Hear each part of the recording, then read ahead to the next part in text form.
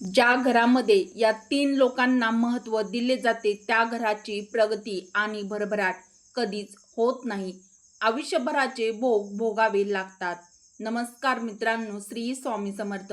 मित्रांनो, आपल्यापैकी सर्वांना असं वाटतं की आपलं घर धनधान्याने समृद्ध असावं. कोणत्याही प्रकारचं दुःख आपल्या घरावर असू नये किंवा आपल्या आयुष्यात कधीच कोणतं दुःख येऊ नये. पण कधी कधी नशीब त्याच्या विरुद्ध करत असतं. अगदी सुखी आणि श्रीमंत असलेली घरं सुद्धा दारिद्र्य भोगतात. अचानक गरिबीचं मोठं संकट त्यांच्या घरावर येऊन पडतं. हे असं का घडतं? मित्रांनो, आपल्या आयुष्यात ज्या काही घटना घडतात त्या सर्व घटनांना जबाबदार आपण स्वतः असतो. कधी ना कधी आपण केलेल्या छोट्या मोठ्या चुकामुळे आपल्याला हे सर्व दुःख भोगावं लागतात. परिवारातील एखाद्या माणसामुळे घडतं. तो पिता असू शकतो, पुत्र असू शकतो किंवा एखादी स्त्री सुद्धा असू शकते. एका व्यक्तीची चूक पूर्ण कुटुंबाला भोगावी लागते. याबद्दलची एक अतिशय महत्त्वाची आणि बोध घेण्यासारखी सुंदर कथा आजच्या व्हिडिओमध्ये आपण बघणार आहोत. त्यामुळे व्हिडिओ शेवटपर्यंत नक्की बघा, कारण अर्धे अधुरे ज्ञान हे नेहमी घातक असते. प्राचीन काळी सुवर्णग्राम नावाचे एक गाव होते. त्या गावात गोविंदा नावाचा शेतकरी राहत असे. त्याला 5 मुले होती. गोविंदाच्या 5ही मुलाची लग्ने झाली होती. गजानन, विठ्ठल, पांडुरंग, सदाशिव, नारायण अशी त्यांची नावे होती. त्यांच्या पत्नी लक्ष्मी, सरस्वती, रुक्मिणी, शारदा आणि जानकी स्वभावाने वेगवेगळ्या होत्या. गोविंदाची सर्वात धाकटी सूनबाई जानकी ही शिकलेली होती आणि स्वभावाने अतिशय बुद्धिमान होती आणि दिसायलाही अगदी सुंदर लक्ष्मी स्वरूप होती. गोविंदा शेतकरी अतिशय कष्टाळू होता, पण तरीही त्याच्या घरची परिस्थिती हलाखीची होती. दिवसरात्र मेहनत करूनही नेहमी पैशाची चणचण भासत असे. 5 मुलाचे संगोपन त्याने केले होते. संकटाचा सामना केला होता. मित्रांनो, काळ पुढे सरकत होता. मोठ्या 4 मुलाची लग्ने झाली. तशी परिस्थितीत काही फरक पडला नाही. मात्र जेव्हा धाकटा मुलगा नारायण याचं लग्न झालं, त्याची पत्नी जानकी घरात आली, हळूहळू काहीतरी बदल घडू लागला. पूर्वी ज्या घरात 2 वेळच्या जेवणाची चिंता असायची, त्या घरात आता सुखसमृद्धीची चाहूल लागली. शेतीस भरघोस उत्पन्न येऊ लागले. जनावरांची वाढ झाली.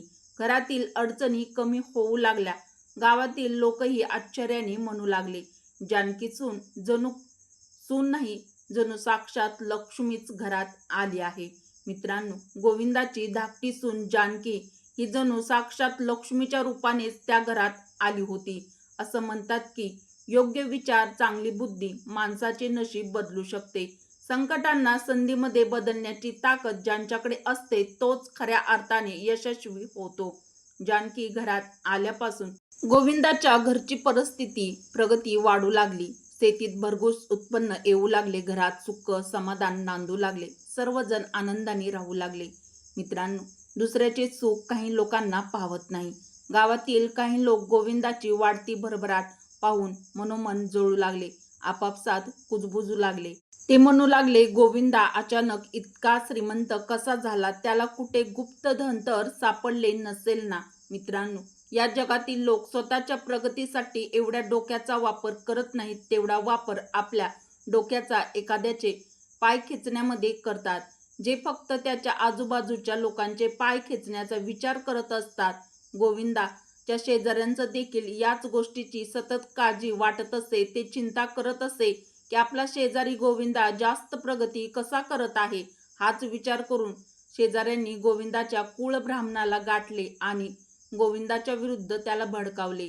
छोटी सुनबाई जानकी आली आहे तेव्हापासून त्याची खूप प्रगती होऊ लागली आहे. तो खूप श्रीमंत झाला आहे. त्याच्या घरामध्ये जणू काही लक्ष्मी पाणीच भरत आहे. त्याच्या घरात कधीच कुठलं संकट येत नाही. घरामध्ये कधीच भांडणे होत नाहीत. घरात आजारपण येत नाही. जर गोविंदाच्या घरामध्ये भांडणे झाली असती, याच्या घरामध्ये अशांतता पसरली असती, तर त्याने तुम्हाला घराची शांती करण्यासाठी होम हवन करण्यासाठी बोलावलं असतं. ब्राह्मण नेहमी लोकांच्या घरी पूजापाठ, शांती विधी करून आपली उपजीविका चालवत असे. पण गोविंदाच्या घरी ना आजारपण, ना भांडण तंटे, ना कोणतं संकट. त्यामुळे त्याला कधीच त्या घरातून बोलावणं येत नव्हतं. हळूहळू त्या ब्राह्मणाच्या मनात मत्सर निर्माण झाला. तो विचार करू लागला, जर गोविंदाच्या घरात संकट आली, वादविवाद झाले आणि घर शांतीसाठी मला तो नक्कीच बोलावले जाईल. मित्रांनो, हा विचार मनात येऊन एके दिवशी ब्राह्मण थेट एका प्रसिद्ध ज्योतिषाकडे पोहोचला. तिथे त्याला जे ऐकायला मिळालं त्याने त्याच्या मनात एक धोकादायक योजना जन्माला घातली. आता त्या ज्योतिषाने ब्राह्मणाला असे काय सांगितले आणि त्यानंतर गोविंदाच्या कुटुंबावर कोणते संकट ओढवले हे जाणून घेण्यासाठी कथा पुढे नक्की ऐका. एका ज्योतिषाकडे ब्राह्मण पोचला आणि म्हणाला, तुम्ही असा काहीतरी उपाय सांगा, गोविंदाच्या घरची शांतता भंग पावेल. ज्योतिषाने ध्यान धरला. त्यानंतर कुलब्राह्मणाला सांगितले, या घरात कधीच कुठले संकट येऊ शकत नाही, कारण त्याची एक सूनबाई आहे जी लक्ष्मी स्वरूप आहे. ज्योतिषाचे बोलणे ऐकून ब्राह्मण म्हणाला, मग असे असेल तर माझ्यावर संकट येईल. माझा उदरनिर्वाह मी कसा करू? माझे पोट कसे भरू? तो ज्योतिषी म्हणाला, तू एक काम कर, गोविंदाच्या शेतातून बांबू तू आणला तर त्याच्या घरात अशांतता निर्माण होईल. हे ऐकून ब्राह्मण लगेच गोविंदाच्या घरी पोचला. गोविंदाजवळ एक हिरवा बांबू मागितला.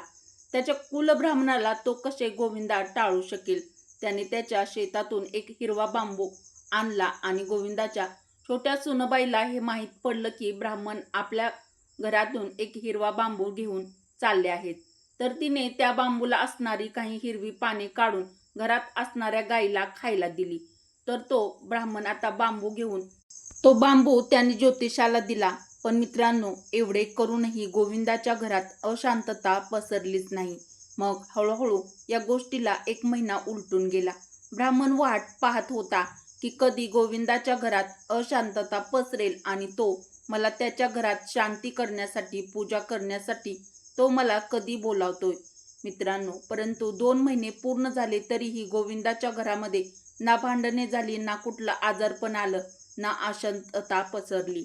गोविंदाच्या घरामध्ये असं काही झालं नाही. मग ब्राह्मण बेचैन होऊन त्या ज्योतिषाकडे पोहोचला.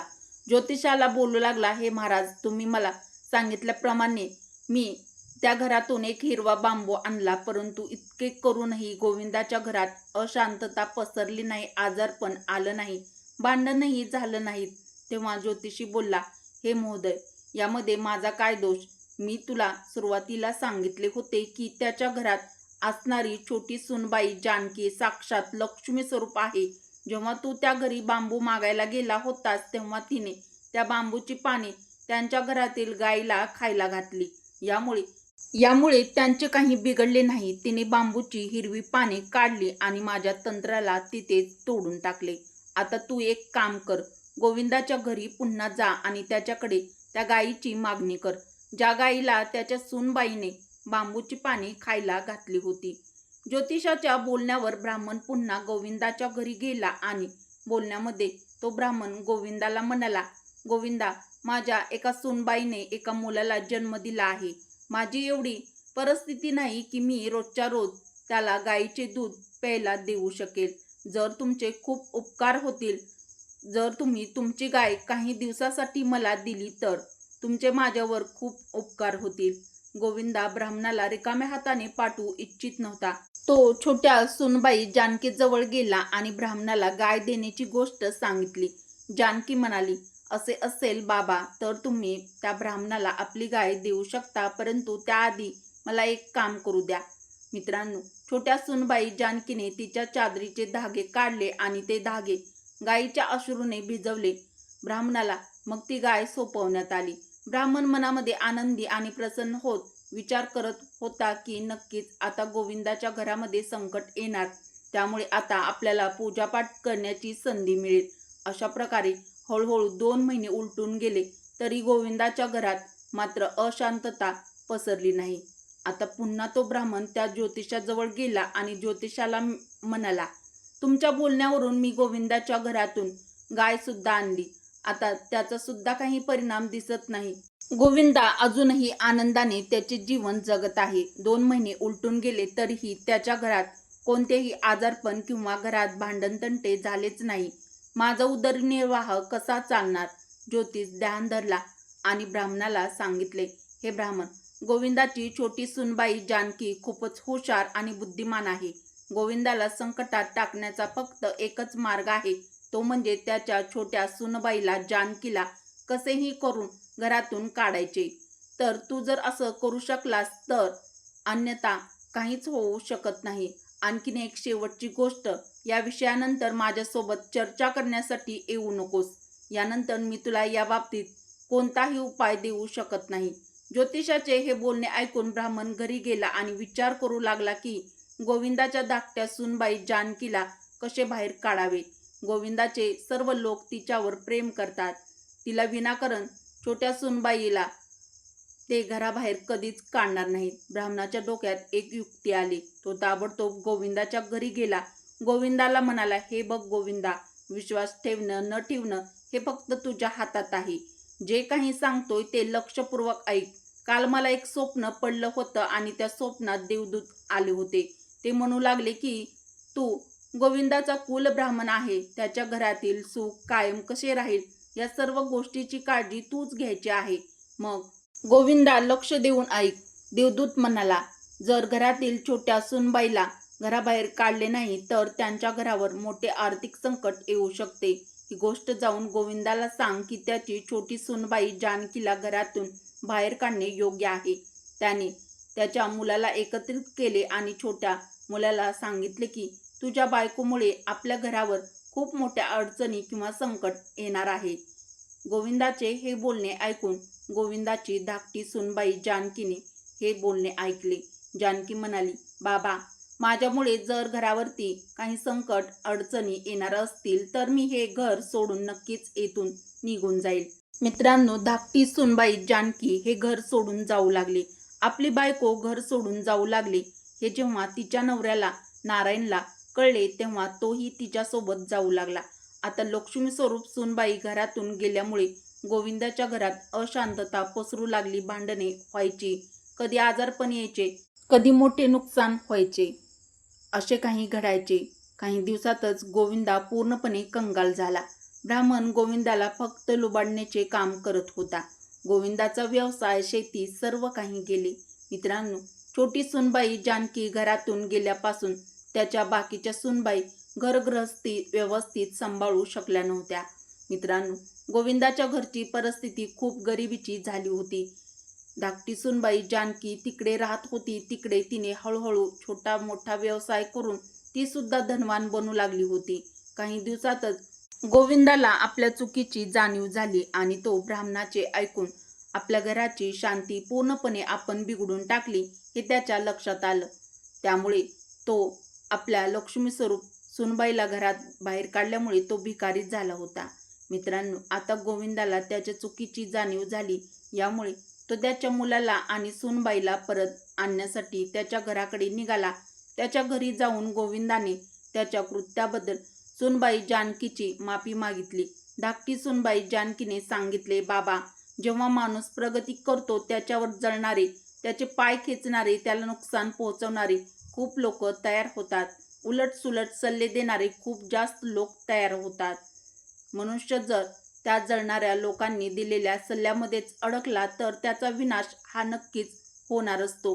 मग अशा वेळी मनुष्याने ऐकायचे सर्वांचे, पण करायचे ते फक्त आपल्या मनाचे.